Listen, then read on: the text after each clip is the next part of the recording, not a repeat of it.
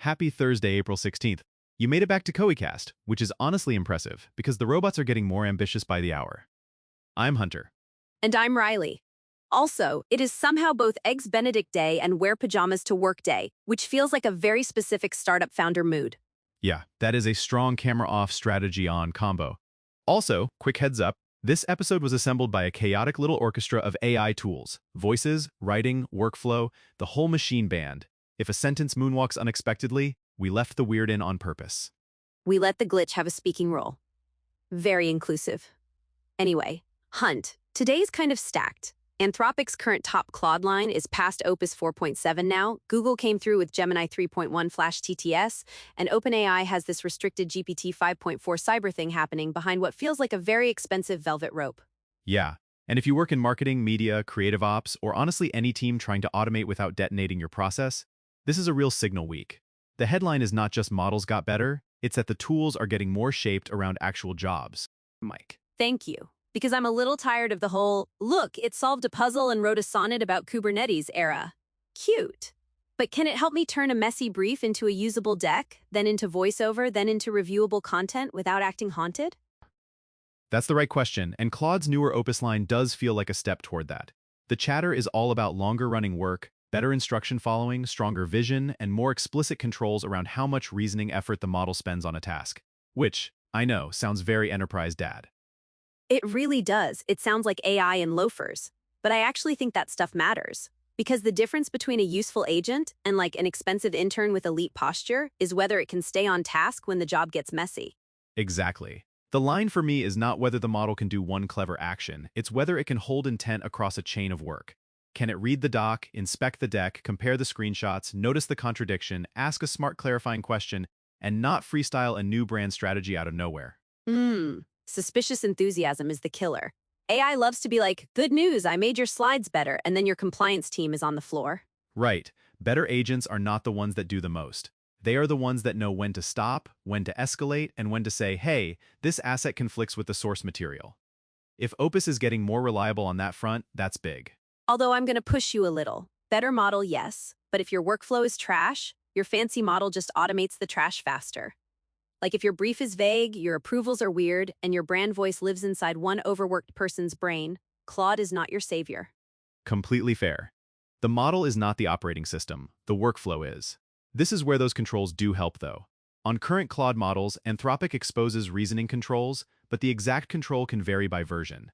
That's not just dashboard glitter. It gives teams a way to define where the model should think hard and where it should move fast. Unless people use it like a luxury bonfire. Set everything to X high, let's see what happens. Congrats, you invented premium confusion. Yeah, there is definitely a version of responsible adoption where you are just burning money with better labels. But the mature way to use something like that is to map effort to task value. Light work for formatting, deeper work for synthesis, human review for judgment calls. That's the grown-up move. So basically, stop asking the model to feel important and start asking it to be useful. That should be on a poster. I'd buy it. But let's talk about the vision upgrades, because that part is sneaky important. Better handling of decks, docs, interfaces, and image-based materials, that's way more relevant than another benchmark flex. For creative ops, this is where the model starts acting less like a remix goblin and more like a coordinator. Totally. If a model can reliably inspect a landing page comp, compare it to brand guidelines, read a deck, pull mismatches, and draft revision notes, that saves real time. Not glamorous time. Real time. The kind of time teams lose in review loops and Slack archaeology. Slack archaeology. The lost civilization of Final V7 for real this time. Exactly. And that matters because creative teams don't need AI to replace taste. They need AI to reduce the admin fog around taste. That's the opportunity with a model like Opus. Okay, now the audio side. Gemini 3.1 Flash TTS is maybe the most immediately practical launch in this whole batch. Scene direction style prompting, expressive voice control, multi-speaker support, and it's already being used inside Google Vids. That is insanely usable. It is. This is one of those releases where marketers should pay attention immediately, because it changes the economics of narration, explainers, internal training, product videos, localization, all of it. The shift is from generate me a voice to direct this performance inside my production workflow. Yes, and that's a big difference. We're moving from robotic audiobook energy to something more like lightweight audio direction. Not perfect, not replacing top-tier voice talent across the board, but very good for a huge amount of business content. And there's the catch.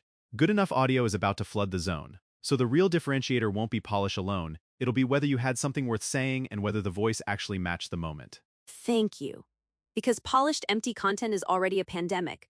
We do not need podcasts that sound emotionally calibrated and spiritually vacant. That should also be on a poster.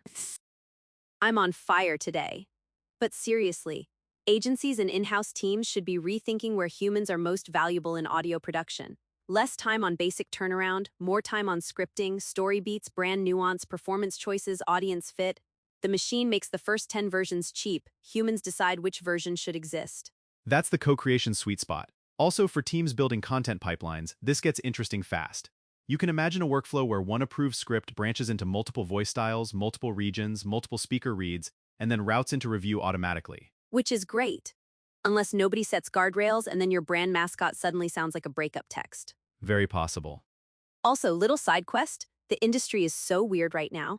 Alibaba has this Happy Oyster open world model in early access where you can build and interact with live three-dimensional environments from prompts, which sounds fun and slightly dangerous for anyone who already loses time in sandbox games. The AI sector is either becoming infrastructure or a fever dream. Both. The answer is both. And apparently OpenAI's GPT 5.4 cyber rollout is now reaching thousands of verified defenders and hundreds of teams, which is a much less blinky story than a floating avatar, but still a pretty strong sign that specialized models are becoming the norm. It really is. We left Clippy, learned nothing, and came back with more compute. That brings us to GPT 5.4 Cyber, which feels different from the other two because it's not trying to be your general creative companion. It's specialized, gated, and aimed at cyber defense. For me, the bigger signal is that Frontier Labs are clearly slicing models by role now. The weird little cabinet full of models future. Exactly. And I actually buy that. I do not think most serious organizations will end up with one magic model for everything. They'll have a stack. One for long-form reasoning, one for voice, one for image or video, one for security-sensitive audits, maybe some open models running privately for internal workflows. Yeah, because the dream of one model to rule them all is very consumer app thinking. Enterprises want fit, they want control, they want predictable behavior. And, sorry, they also want someone to blame when things get weird. That last part matters more than people admit. Restricted release programs like Trusted Access can build trust in one sense because they show caution. But they also remind everyone that the most powerful tools increasingly arrive with heavy governance, limited access, and a legal team standing nearby. Which is not exactly punk rock. No, but it is realistic, especially for cyber. The bigger strategic question for companies is whether they want to rent intelligence from closed systems, build around open ones, or mix both. And this is where the open source crowd has a point. Transparent, customizable systems are attractive if you care about portability, privacy, and control.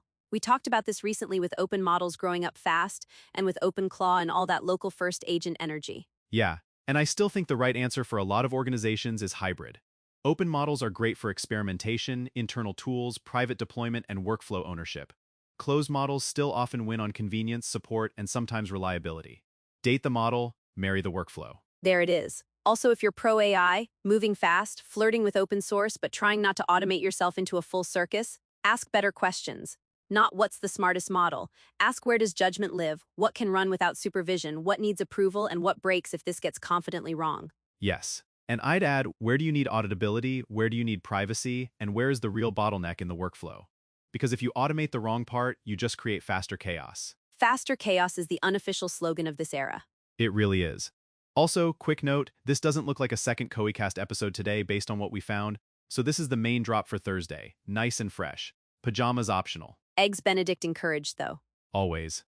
All right, that's the show. Thanks for hanging with us on CoeCast. If you want more AI news, workflow ideas, and all the updates that actually matter, check out coe.com/resources. And subscribe so you don't miss the next episode.